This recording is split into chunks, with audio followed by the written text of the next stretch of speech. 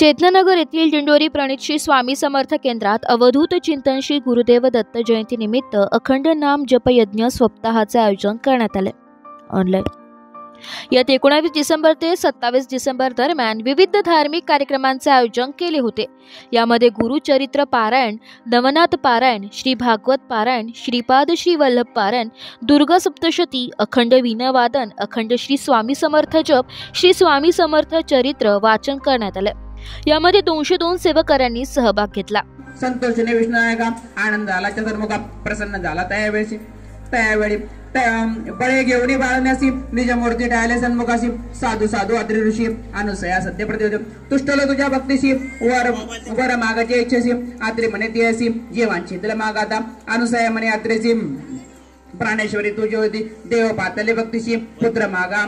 तर दिनांक 26 रोजी दत्त जयंती उत्सव साजरा करण्यात आला.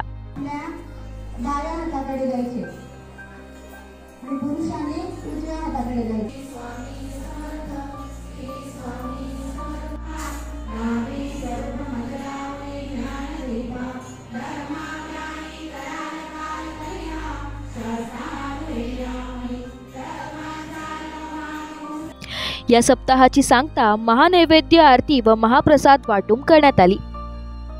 या कार्यक्रमाविषयी स्वामी समर्थ केंद्राचे सेवेकरांनी अधिक माहिती दिली आहे. करत असतात आणि आपण मनापासून जर सेवा केली ना तर फळ आपल्याला निश्चितच भेटतं. आपण या ठिकाणी गेल्या 22 तारखेपासून 19 तारखेपासून या सप्त्यात अतिशय आनंदाने भाग घेतलेला आहे आणि याची सांगता उद्या 10:30च्या नैवेद्य आरती केल्यानंतर या ठिकाणी आपण सांगता होणार आहोत. तसंच येणाऱ्या 22 ते 27 जानेवारी 2024 ला आपल्या कृषी प्रदर्शन आहे. अखिल भारतीय श्री स्वामी समर्थ गुरुपीठ त्र्यंबकेश्वर यांचा आपल्या डोंगरे वसतिगृहामध्ये कृषी प्रदर्शन आहे. त्या कृषी प्रदर्शनाला पण आपल्याला खूप मोठ्या संख्येने त्या सेवेत भाग घ्यायचा आहे. दुसरी एक गोष्ट अशी की त्यानंतर आपल्या ठिकाणी शाकंभरी नवरात्र बोला ना.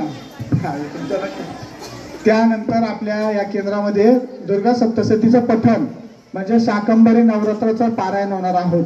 त्यावेळेस आपण मागच्या वेळेस 98 भाज्या आपण आई भगवतीला नैवेद्य म्हणून दाखवलं होतं. ज्यावेळेस अजून संकल्पना जास्त महिला आल्या तर अजून जास्त प्रमाणात आपण सेवा करू. महाराज कोणाचं काही ठेवत नाही, ही एफडी आहे. आपण बँकेत जर पैसे ठेवले तर त्याचं आपल्याला व्याज भेटत असतं, पण आपल्या जर अकाउंट मध्येच बॅलन्स नसला तर आपलं अकाउंट हे शून्य होत असतं. मान्य आहे की नाही? एकदम सिंपल उदाहरण. कोण काय म्हणतं याच्याकडे लक्ष न देता आपण स्वामींची सेवा केली पाहिजे आणि आपण ज्यावेळेस स्वामींची सेवा करतो तर स्वामींना पण सुद्धा आपल्या या ठिकाणी यावं लागतं. उदाहरण म्हणजे आमच्या एक शिरकोतली एक माता भगिनी होती. मिस्टर तिचे दारू पित होते. दारू पित असताना दर 8 दिवसांनी त्या माता भगिनीचा नैवेद्य यायचा. खोरचाळ लोक कसे असतात का बघा म्हणे तू घरी राहत नाही म्हणे, तुझी बायको म्हणे शुक्रवारी कोणाला तरी ताट घेऊन जात असते म्हणे संध्याकाळची. तर ती व्यक्तीला त्यांनी सांगितलं. दारू पिणाऱ्या व्यक्तीच्या डोक्यात थोडासा विचार वेगळा होता. त्यांनी घरी येऊन खूप त्या बायकोशी भांडणं केली. त्यांनी त्याच्या बायकोवर लक्ष ठेवलं आणि परत बघितलं तर शुक्रवारी ती बाई परत ताट वाटी भरून नैवेद्य घेऊन केंद्रात म्हणजे त्या रोडला चालली. त्याच्या नवऱ्याने तिला खूप त्रास दिला. त्या माता भगिनीला सांगितलं की तू घरात यायचं नाही, मी इथं असताना तू नैवेद्य म्हणजे देव हे ताट घेऊन कोणाला चालली? ती म्हणे मी चालली, तुम्हाला यायचं तर या, नाही तर नका येऊ. तो माणूस, ती बाई पुढे, तो माणूस माग. आता तुम्हाला तर माहिती आहे रस्त्याने अनेक लोक दारू पिणारे कसे बोलत असतात. त्याचा शुद्धीवर नसताना तो त्या माता भगिनीला बोलत बोलत बोलत गेला आणि ती माता भगिनी ज्या केंद्रात गेली त्या ठिकाणी आरती करत बस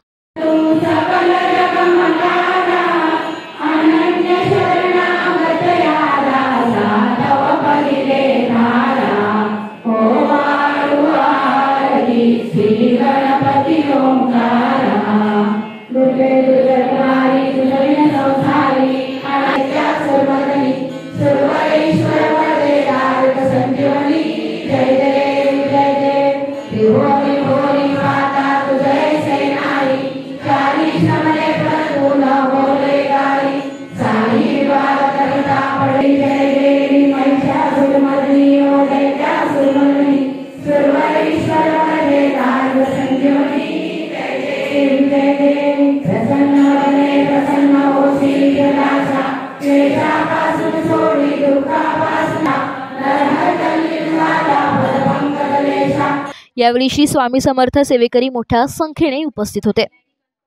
माझा महाराष्ट्र न्यूज ब्युरो, नाशिक.